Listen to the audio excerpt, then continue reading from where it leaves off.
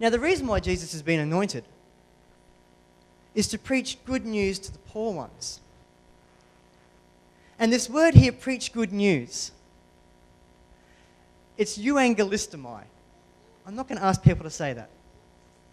But basically, what he's saying here is euangelistomai, good news. And in its original context, euangelistomai, it was basically a proclamation of good news. And you could kind of think of back in the Roman situation, you know, one of the generals, Claudius or Flavius, he's gone off, he's fought a war against the Goths, he's conquered the city, he's coming back, he's bringing back his slaves and all of the treasure that he's brought with him. And the person would announce the good news of this conquering general. Euangelistomai. Claudius has defeated the Goths. Now today, I think some great news, and I'm sorry for the bad pun because I know we were talking about the issues of the nation, but euangelistomai to me would be Darren Lockyer has been miraculously healed and the Broncos are going to win the premiership this year because they need him as their key playmaker. Euangelistomai, headlines of the newspaper.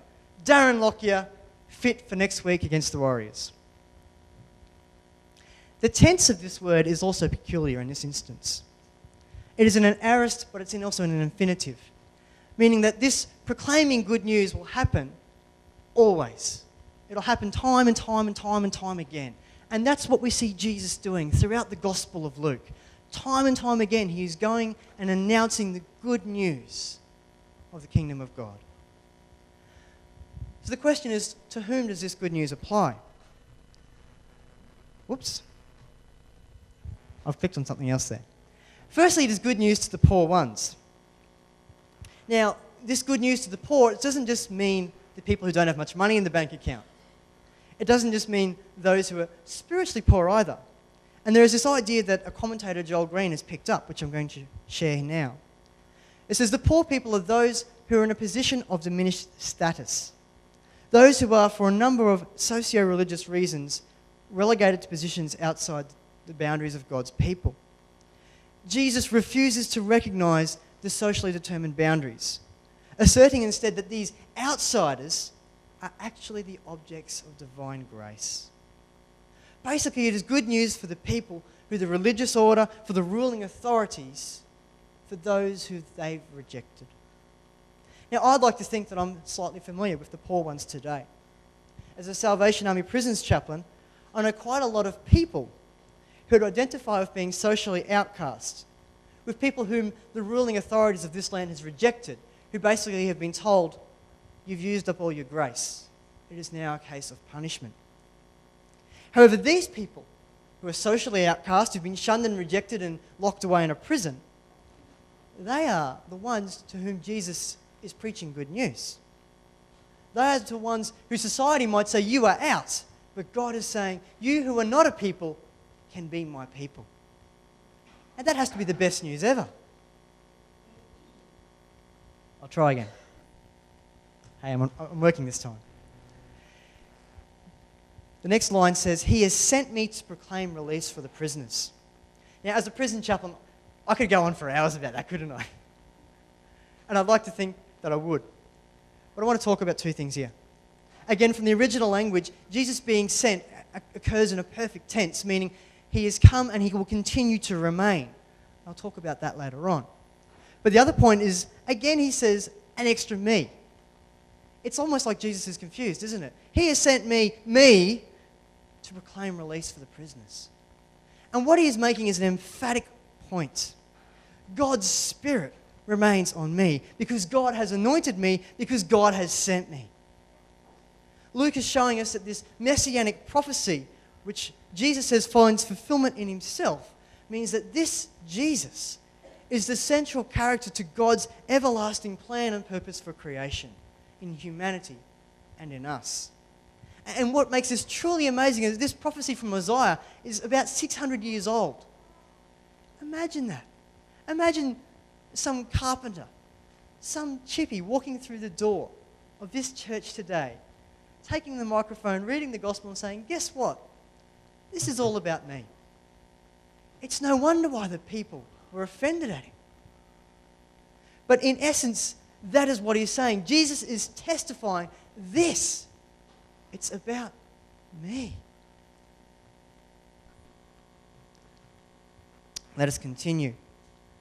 His testimony demands a response. His testimony demands a response. His message involves proclaiming release to the captives. Once more, this idea of proclaiming, to preach, to proclaim, to herald good news. And again, in this instance, the case of it means that it's going to be continually doing it. It's infinitive. However, it is what he is proclaiming. Release. Aphiemi. It basically means to leave, to dismiss, to be forgiven. This is of huge interest to me.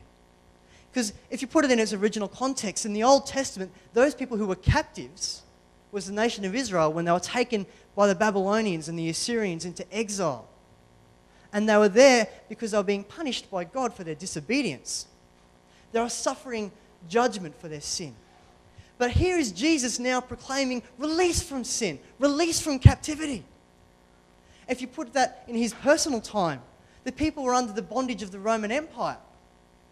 But what he was also saying is that they were under a far greater bondage than that. The bondage of the law, which could not deal with sin ultimately.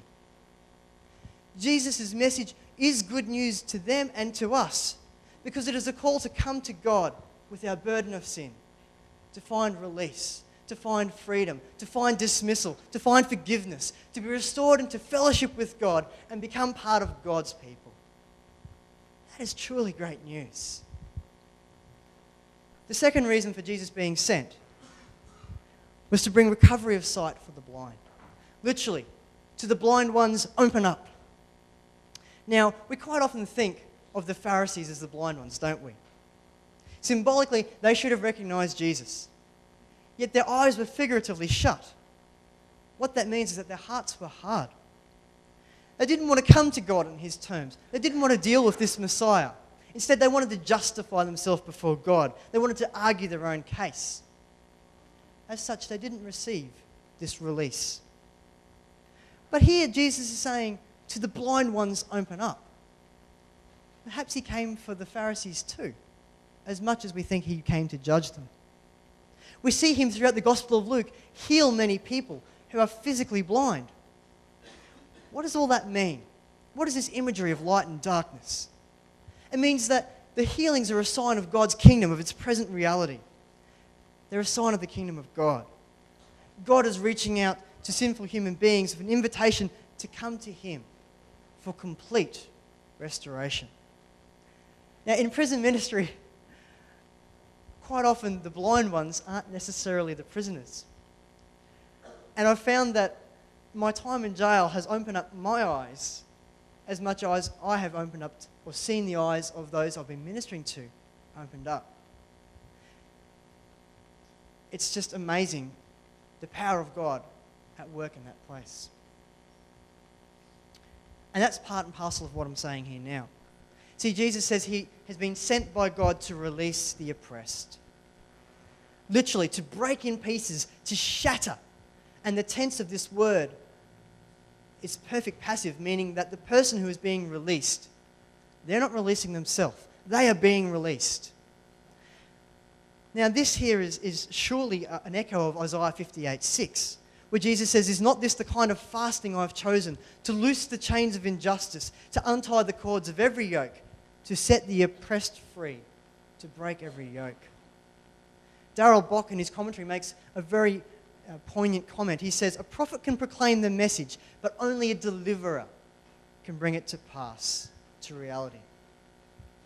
John Green said, "Joel the prophet proclaimed the strong one to come, the stronger one who would bring the Spirit's baptism, representing salvation's present and the covenant's arrival." Thus this passage, it's a messianic passage. It's describing Jesus' messianic function. His mission is to be seen as the Messiah. His deliverance is related to his authority.